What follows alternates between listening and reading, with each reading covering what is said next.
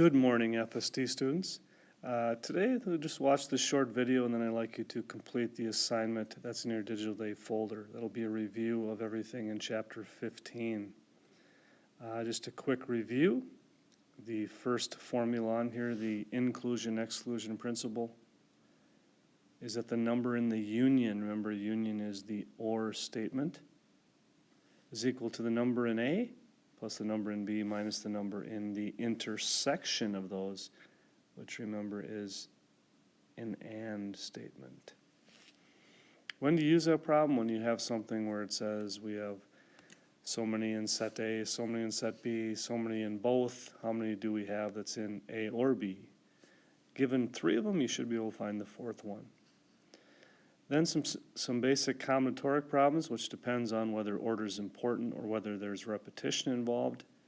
So if order is important and we do have repetition, we would do it like this. This would be like permutations of the word Mississippi or Alabama and so on.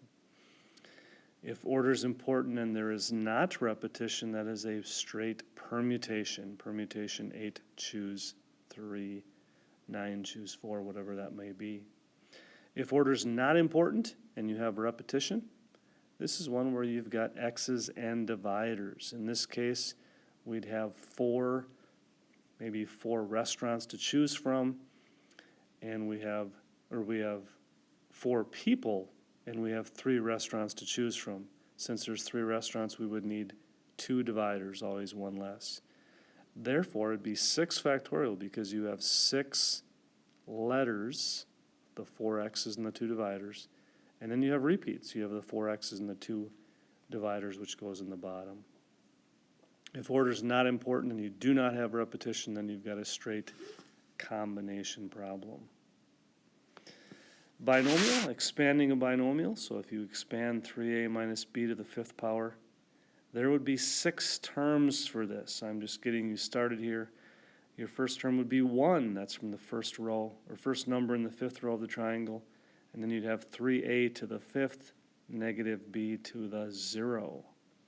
The next term would be 5. Remember that 5 is the second number in the 5th row, which is 5, choose 1. And then you'd have 3a to the 4th, negative b to the 1st, and so on.